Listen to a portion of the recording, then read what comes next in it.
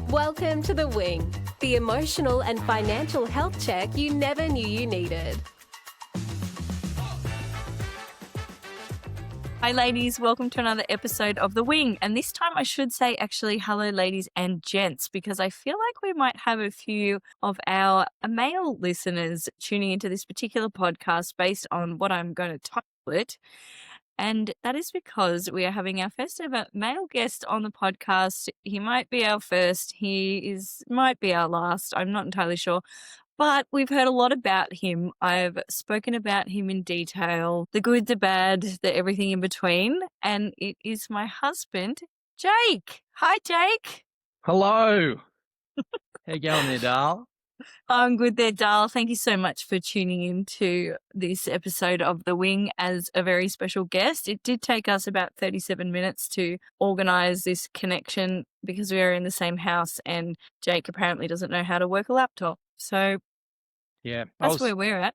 Trying to log on to the meeting, dialing in. Then I realised I was on my calculator. So anyways, I think we're going to be okay from here.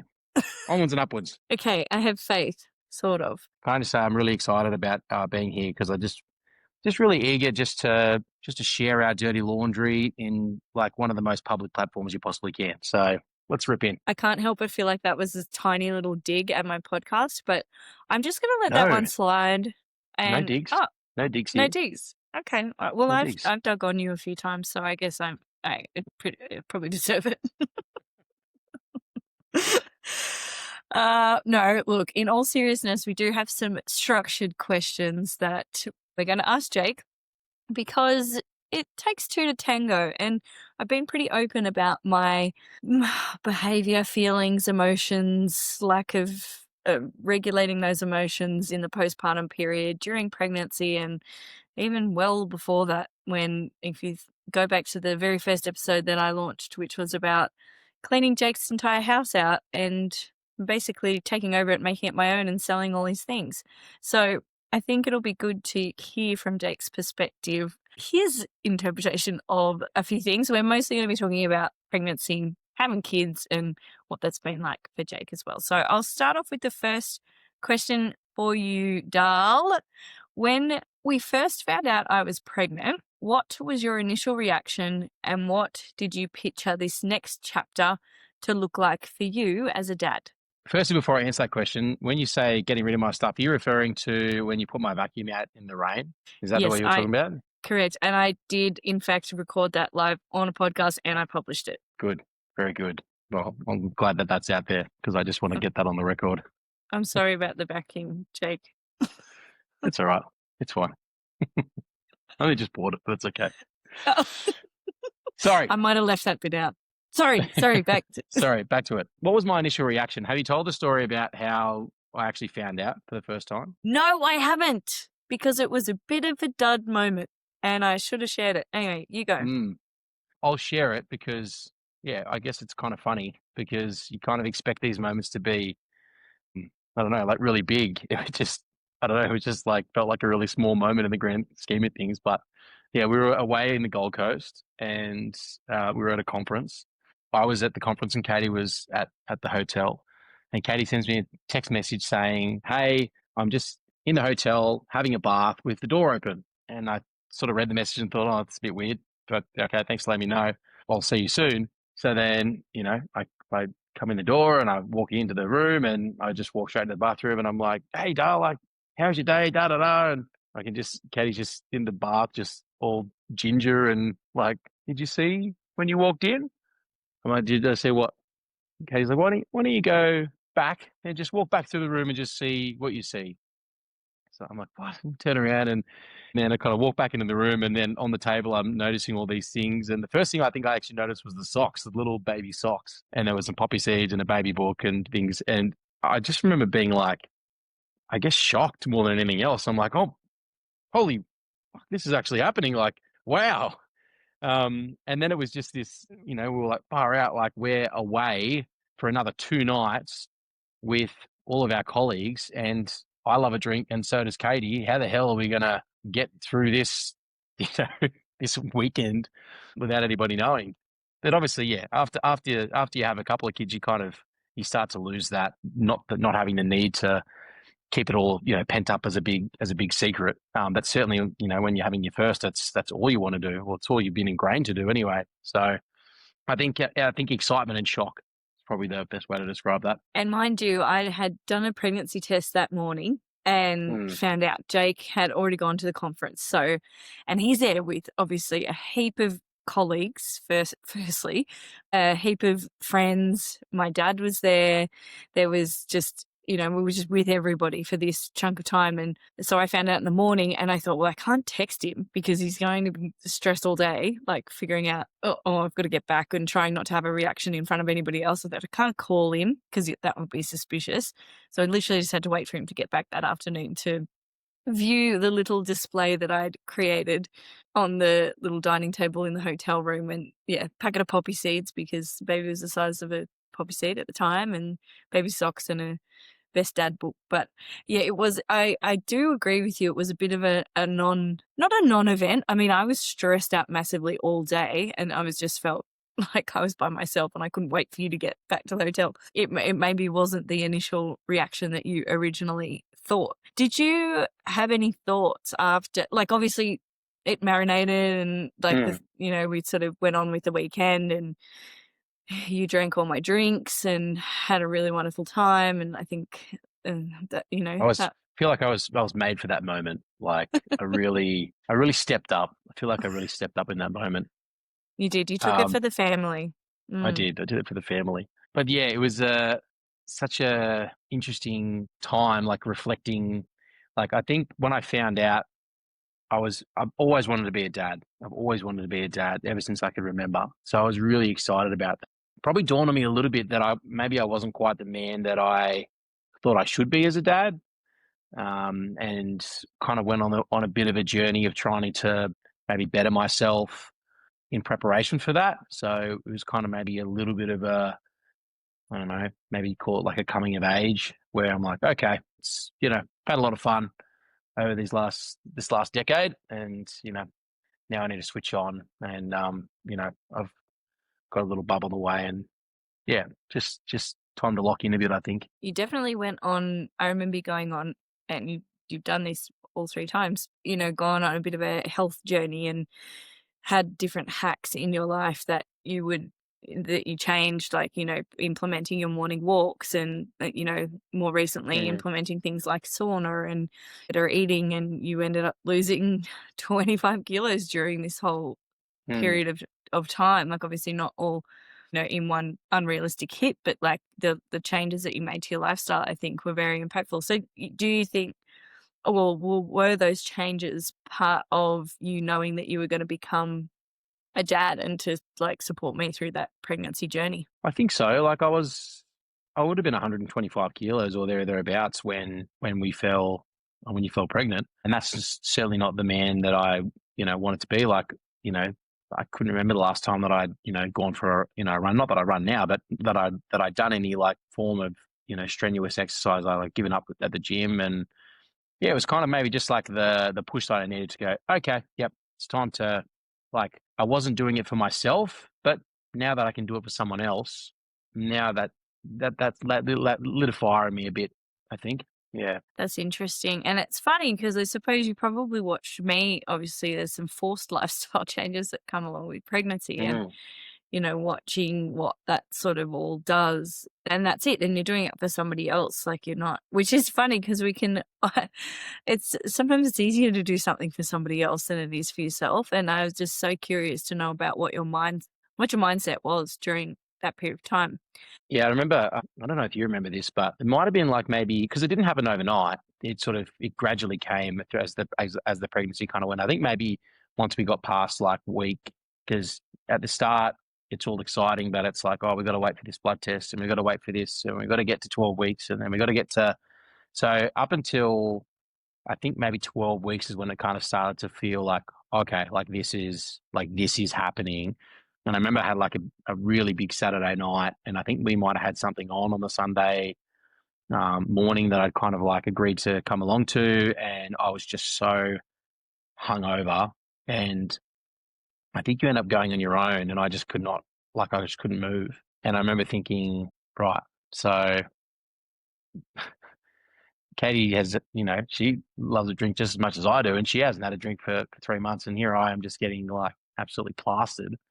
And I think that was maybe just another one of those sort of moments where I'm like, this sort of behavior is not something that I want to continue to this level, moving forward. That's really honest. And thank you for saying that. I actually can't remember that situation. I don't remember when it was. Just joking, never happened. Haha. Just kidding. Well, lucky for you, that wasn't one of the things that I held on to for 6 months and then blew up at a time when I was in a bad mood. So thanks for sharing that now. I legitimately can't remember. Now you can lock that in your arsenal and use later if you need to.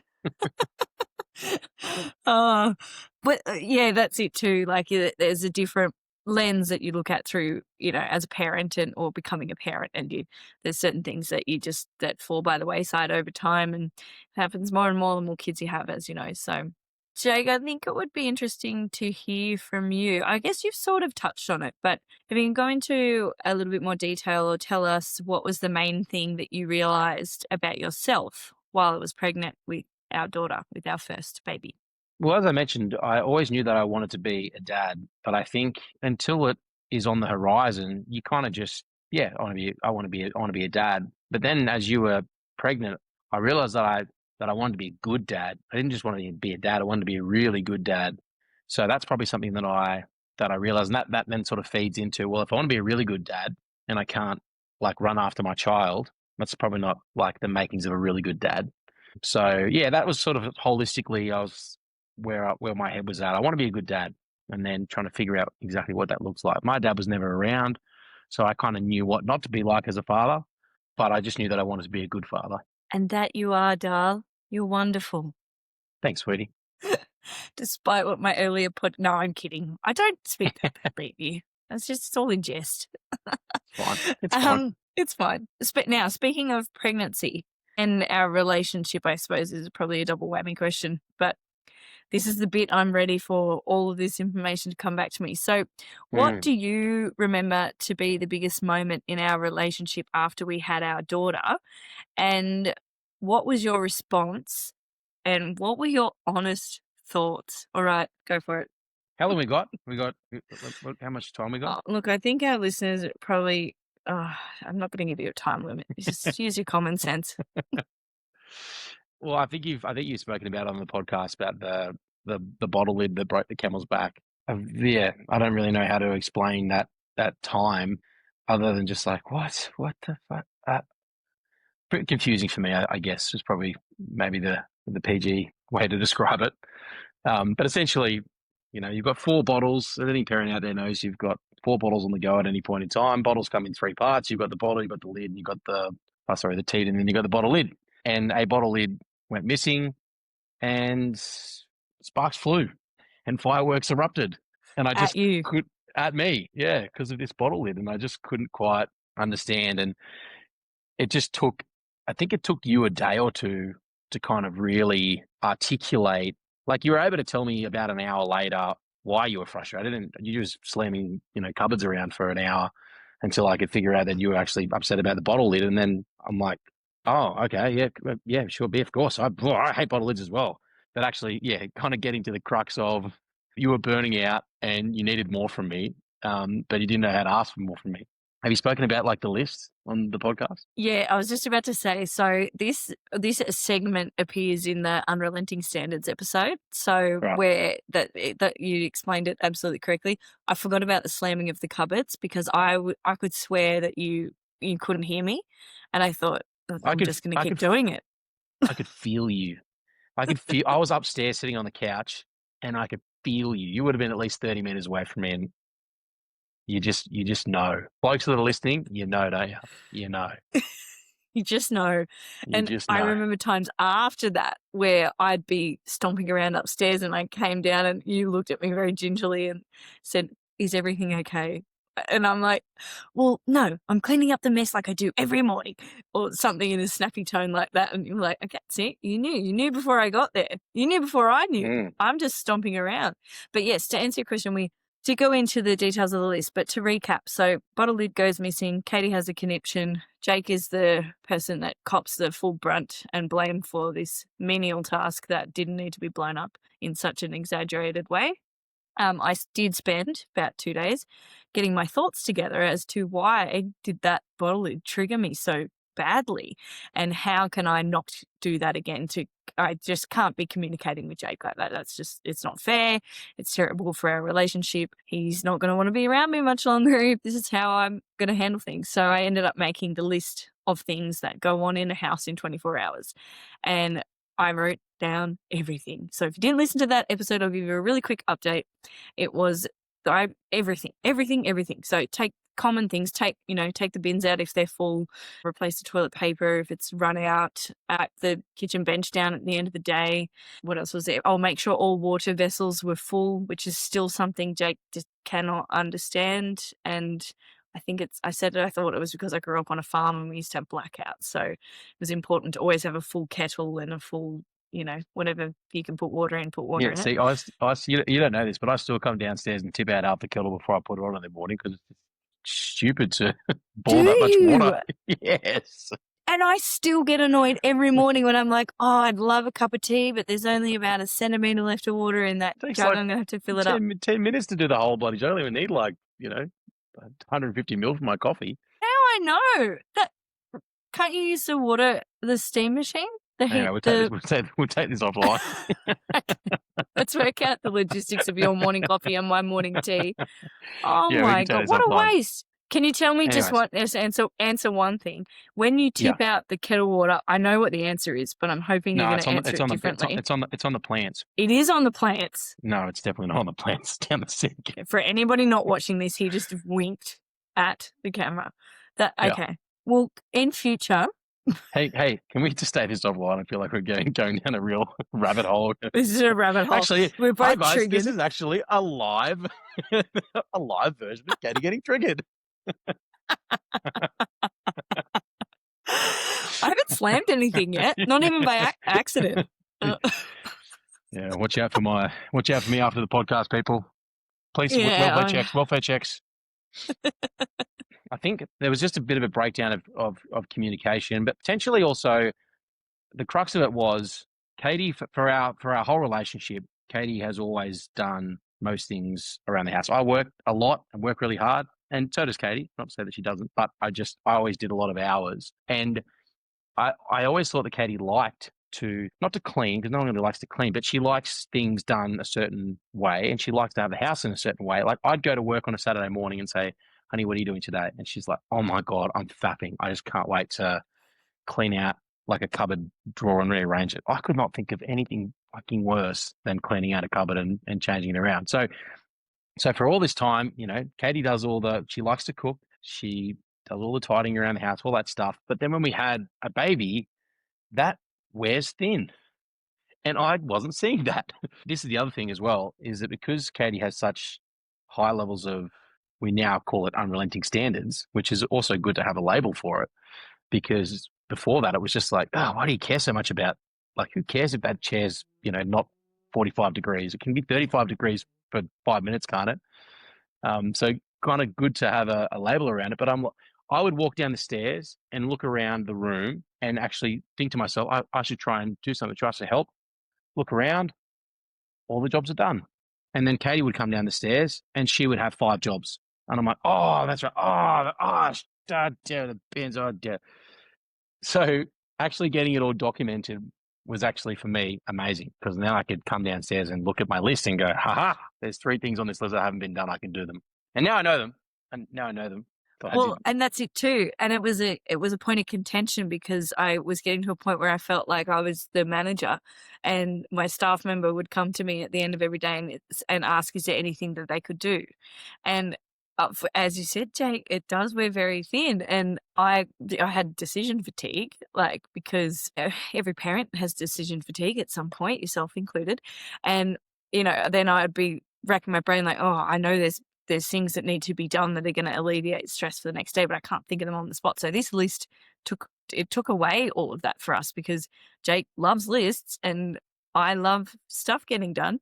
And so he would just go and look at this list and be like, oh, okay, that's right. Oh, bins. Oh, fill up the kettle. Whether that gets done or not, we're not sure anymore. Make the bed, vacuum mop, all the standard stuff. So it was a life-saving list. And if you go back and listen to the Unrelenting Standards episode, it's got the full list in there. So if you need to write that down, ladies, pop it into ChatGPT, do something, save your marriage. Highly recommend it. Highly recommend. Make a list. Make a list. Make a list. It just helped everything. But yeah, it's like, and as well in that period of time, I think I clearly wasn't communicating properly. And Jake and I have always been really great communicators.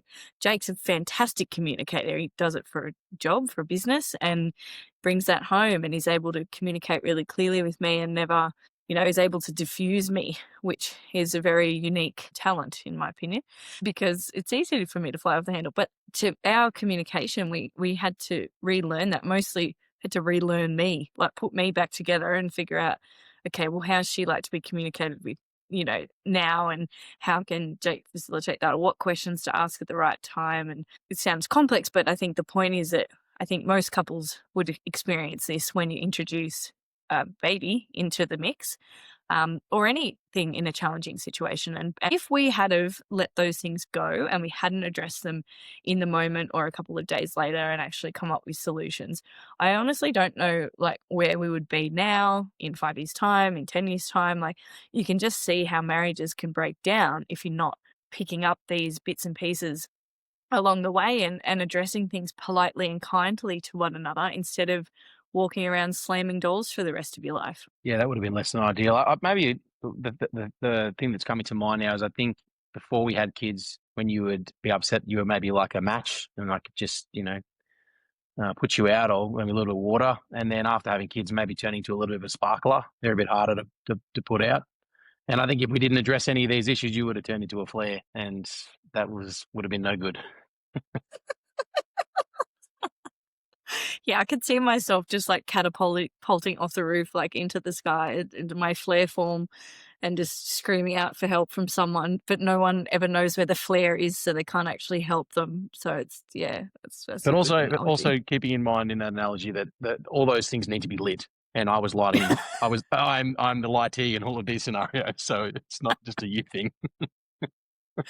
Thanks. And that's what I mean. It takes two to tango, but I can't. There's only a certain, what we've become quite good at, I think, is there's only a certain amount of things you can legitimately blame on someone else. And the first place Jake goes is inward, and is always like, in any situation, what have I done? How could I have handled that differently? You're good at that. That's a really good trait of yours. It can also be hard because sometimes I'd be mad at something else, or I'm sleep deprived, or I don't know, something or someone else has impacted me. Or just hormones. Those Totally. tricky buggers. Those tricky buggers. Yeah, they come after you. They do. Mm. They really do, particularly postpartum. So if there's any tips in there for other couples out there that are having babies or major change in their life, have a list, check it twice, and then don't talk about it again. Just a list without context, though, maybe not the best idea. So maybe talk about it before you have a list. Yeah, actually, good idea. Here are all the things that you are shit at. Whoa. Yeah, it's not that kind of. Yeah, you're right. That's good. Yeah, good pick up there, Jake. This is not. I was going to say this is not financial advice. You've got to caveat that. This is not official relationship advice. But yeah, Jake knew the list was coming. This is completely unfounded relationship advice. Please consult professionals before putting any of these tips and tricks into play. Anyway, let's move on. Okay, all right. Disclaimers have been had. That's good. He's had enough of that one. Fair enough. Okay, this is a good one. Jake, what was the most ridiculous thing I said or did before, during, or after having our daughter? Okay. I don't know whether you're going to love that I'm sharing this, but I'm going to share it because I think it's funny. It's funny now. We had some friends come over for dinner one night. This is after we had our daughter, and we were just, having this nice night. I think, but I'm pretty sure it was after we had our daughter, before you fell pregnant with our son, in that gap there. So it's 4 months. 3 months, 4 months after. And we had our friends come over, And we don't see these guys that often. Like, they're good friends of ours. And we're just sort of sitting around the table and sort of chatting away, having a really nice night. And then my mate says, "Oh, Jake, what do you reckon you would be doing if it wasn't real estate?" And I said, "Oh, I don't know. Like, I've always had like an inkling that I might be an actor. Like, maybe, I don't know, maybe later in life, maybe in the next 5, 10 years, if I get sick of real estate, maybe I'll be an actor." We kind of talked about that for a very small amount of time, moved on, had a beautiful night. And then, like 4 hours later, when we go to bed, Katie's just off. And I don't know what's going on. And she gets into bed and then she just bursts into tears. And I'm like, "Well, what's happening, honey? What's wrong?" She's like, "You're going to become an actor and you're going to leave me. I just know it. I just know it. I just know it. You're going to fall in love with a famous actor and you're going to leave me. It's in my gut." And I'm like, "What? What are you talking about?" Like, What are you talking about? Oh my God. I what? remember that. That was funny. Not at And the it's like, time. it's so hard because it was like 11 o'clock at night, like, or whatever time it was. And I'm like just about to, like, doze off. And now I've got to, have this very empathetic conversation with you about, no, I'm not going to leave you in 10 years for whoever the famous actor is at that point in time. And thank you for thinking that, like, believing me that I would be so famous if I was an actor. But it was just such a, It's like, this it's a crazy, double-edged. Yeah, ugh. I know, and double-edged sword, right? Because you were sort of complimented by the fact that I thought you'd do really well at that, and that Yeah, I'd be so far out of your sights, and that you'd leave me with all our kids and all of this life, and that you'd get up and you'd leave and you'd become a famous actor, and then I'd be the loser wife back in, wherever, and then you'd end up with Julia Roberts, and then you'd have a whole other family, and then where would that leave me? And you wouldn't want to see your original kids because you have new kids with Julia Roberts, and you're in movies, so you've got no time to see your kids. Like, it was ridiculous where my thoughts went, and the fact that I shared them with you was it even might more it, ridiculous. it might have been right around the time that Hugh Jackman left Deborah. Maybe that was the Oh, yes, because we idolized them, and he would bring her a cup of tea in the morning every and morning, and you started they doing read that each other for books. me. Mm, Yes, they had such a nice relationship, and then I was in the postpartum window, and then they broke up, and then you're becoming an actor and leaving me, and it was just all too much. I'm sorry. I'm sorry for my 10-year potential actor self. Do you know And what?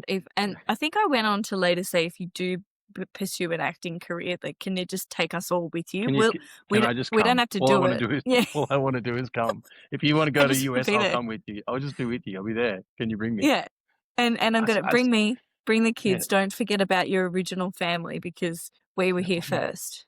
oh my God. I said maybe I might think potentially about doing an acting class. No, that's got to go on the different list, which is things you don't say to postpartum women. So basically, just don't say Oh anything yeah. because you can't win. Do not talk about any form of career change with your postpartum wife. Just everything the same. Everything the Everybody, same. everybody must remain the same. Yes, I know. Oh, thanks for sharing that, doll. On yet Well, another thing I've forgotten about / buried deep in my archives deep for very deep good into reason. deep into the psyche. Yeah. It'll come out again in 6 months' time when something Yeah, else too. happens.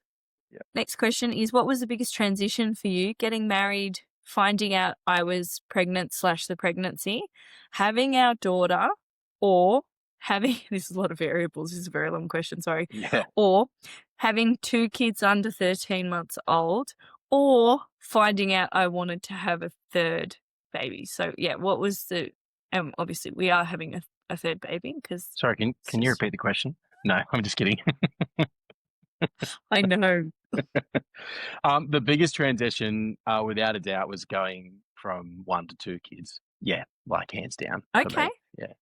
And why? Um, What about that? just the workload. It doesn't double, it triples. Like, it's just when we had our daughter, it was for us. It was like easy street. We were like, what? Like, here it's like so crazy to have a kid, and like we were just like living the Vita Loca. Like, our daughter was like sleeping like 18 hours a day, and it just like everything just felt really good. And you give her a hug, or you pop her in the bouncer, or you know pop her on the ground, or you know whatever on a mat, and you know have a play, and then you can you know get up and go and do other things and start ticking things off the list and the house jobs, like all that stuff. It's easy to do. But then after we had our son, well, when we had our son, our daughter still wasn't walking. So we've gone into this transition of like when your child starts walking, it's like, oh my, it's like opening up a different part of the map. It's like, oh my God, like there's all these things that all these drawers they can pull. Oh my God, we got to get our you know knife collection out of the bottom drawer. I can't sit in it there anymore. You go through all that process. And you know how I don't like moving things around? Oh, I Yeah, do like moving things around, but once they have a place, they can't get out of that place. yeah. We never kept knives in the bottom drawers. I know that It's was common sense. that was a joke, but I just mean like it just a lot was happening all at once. For me, that was the pull to need to be home more, because when it was just our daughter, like at the time she was you know sleeping for 2 or 3 hours during the day, so you've got you know one kid sleeping, which means that you can rest and do all the things that need to be done. But when you got two, we're lucky to get a double nap during the day, and even if we do get a double nap, it's usually only for 1 hour, and then outside of that, you're entertaining two kids that they both need stuff and they both have different attitudes and moods, and you know one might be good and one might be bad, and they both might be bad, they both might be good. Like it's just that was definitely the biggest transition. I have heard that 2 is like 10. I think that, I mean, not that anybody asked me, but I think my biggest transition was from 0 to 1. And I don't know if that was just because of pregnancy and birth and postpartum, because that was like obviously physical, emotional, mental experience that I was not prepared for at all. And going from having no baby to having baby was huge. And then, like you said, like we got so excited. We're like, oh my God, this baby is amazing. Like she sleeps, she eats, she poops, she goes in the bath. Like, how good. Let's have another one.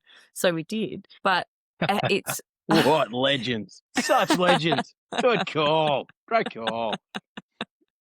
and because of the style of the nature of your work as well, and just you, like I can see you climbing the walls whenever you're here too. I'm feeling that pull to be here so much. And same for me. I don't think I've left the house for 3 years, but you know, having that extra pressure of there's and particularly now, I don't know if you find this now, but I definitely do. Like skip forward there, you know, our daughter's 2.5, our son's nearly 1.5, 2 different personalities. They're both toddlers, so they're both walking now, and we're about to introduce a new baby. So good luck to us.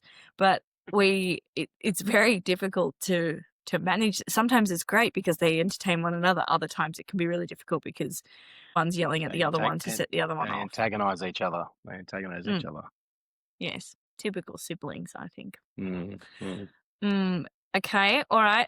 Next question, Jake. What's the biggest thing you've had to change since becoming a dad? I have 2 answers to this question.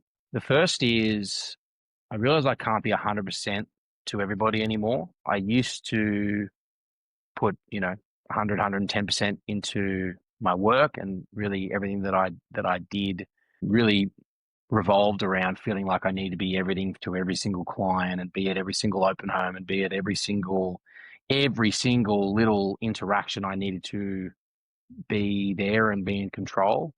And even with our relationship, I feel like I could be, you know, 100, 110% giving everything I can to that. And I've just realized that after having kids, you can't be 100% to all parts of your life, because you're just going to burn out. So I wrestled with that for quite some time, where, you know, if I was being 100% to work, then I was only being 40%, you know, at home or to the kids. And if I was being 100% at home, then I was only being 40% to work, and vice versa. So I've now gotten to a spot where my headspace is I'm trying to be 80 for everyone. I'm trying to be 80% for everything that's important to me in my life. I'm trying to be 80% for the kids. I'm trying to be 80% for you. I'm trying to be 80% for work. I'm trying to be 80% for my friends. I'm trying to be 80% for my mum. If I can hold that level, and for me that is manageable and it's attainable, and I can hold it there, and that's just kind of where my headspace is. So I'm never going to be 100 for everybody, but if I can be 80 for everybody, then most people are getting the good side of me.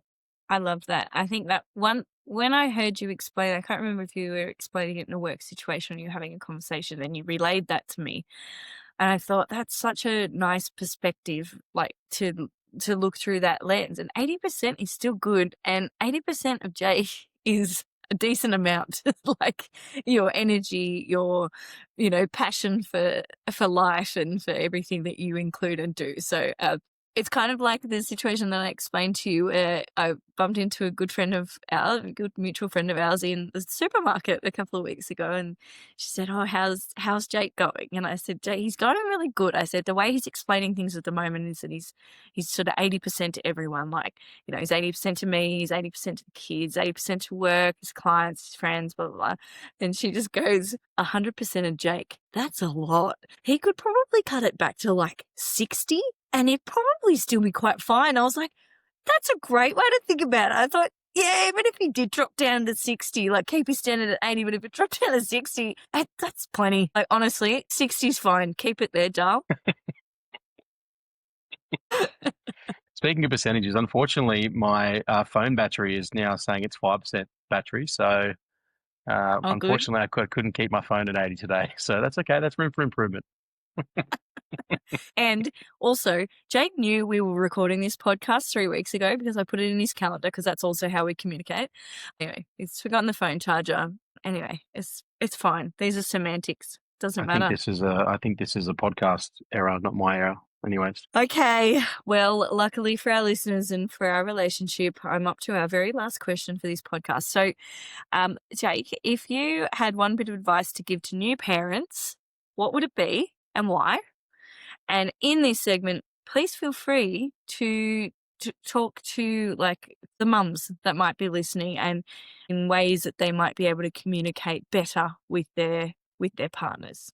So I don't know. Maybe it's a statement rather than advice. But I think when you have a child, you gain so much. Like you have this little person that you've created with the person you love the most, and you just gain a countless amount of amazing things with that. But the flip side is that you actually lose some things, and that's okay. But you do lose some things. So an example of that is you lose just you two, like just going from it's just us to it's the three of us. And you also lose a bit of your self freedom to a degree, because you now have someone that relies on you wholeheartedly. And I think it's just finding the space to acknowledge that and still have those parts of your life live on to a degree. It sounds a bit negative, but it's just, how do we find space for just us? And how can we work with each other to give each other snippets of alone time, and it be okay, and it not be, oh, you're going doing that, you're going like, and finding space. And I know we've spoken about, or you've probably spoken about the 24 hours off. That was, a really good idea that you came up with, Katey, that just meant that we could do some of that stuff guilt-free. And I think, we went out for, I think it was, our daughter was 2 weeks old. We went out for a date, went to Akita, I think it was. We went out for dinner. And just, that's okay. And, not everyone can do that if you haven't got, close family and friends or, whoever around. But just finding the space for those relationships, because they're important. I think that's great. And I do think that's advice. I think, it's a nice reminder, because it was something that you and I struggled with for a while. Like, obviously, yes, we did get out on that early date, and we were very diligent with after we'd had our daughter, and obviously things became a little more tricky during a second pregnancy, and then a second baby, and now a third pregnancy and the incoming third baby. But having, allowing each other that time to have that space and not feel guilty about it, and sort of giving each other the permission to recognize, okay, you need a break. And it's also, I find as well, which I've spoken about, the 24 hours off. Sometimes it's the lead up to it that I enjoy more than the actual 24 hours off itself, because I know that I've got that date coming up. I know that you're covering the kids for that amount of time, and I can book things in and do some normal adult stuff, like go to Coles, because that's the thing I love to do the most. But it's not like it's like my way out. It's like my, okay, well, I've got that day to look forward to. All right, well, I've only got to fill in, a couple more days of activities for the kids, or, I've only got these few work meetings left before I can get to X. It's like the lead up to a holiday. Being able to create that space for one another has been an absolute lifesaver. So thank you for pointing that out. My pleasure. So I think that's probably enough questions for today. We'll record with Jake again because I think it's very nice to hear from his perspective on certain things that I've spoken about or experienced in the past, and to hear what he has to say and what his general wrap up is. But Jake, is there anything you would like to say to our listeners or to me before we wrap this episode? I just want to thank my fans out there. I really appreciate your support. Dal, I barely have No. any fans. This is your first. I've done 15 episodes. Oh, that's right. This It's is hard your to have first fans. one. It's hard to have fans without actually doing anything. That's true. Thanks for having me on the show, darling. And keep doing what you're doing. It's a really cool movement that you're embarking on, and I've really enjoyed watching you flourish in this space. And just put yourself out there and speak from the heart, and shit can me a little bit on the way. It's all part of it. So that's probably one of the nicest things you've ever said to me, and someone has to be the butt of my joke. I'm sorry, it's just going to have to be you for a little while longer. But thank you for your support. Thank you very much for your support, Dal. I really appreciate it. All right, ladies and gents, because I'm sure we had some gents tune into this episode to listen to a male's perspective on the female brain to some degree. So thank you for listening. Hopefully you found some nuggets of gold in this episode, and we will see you on the next episode of The Wing. Bye-bye.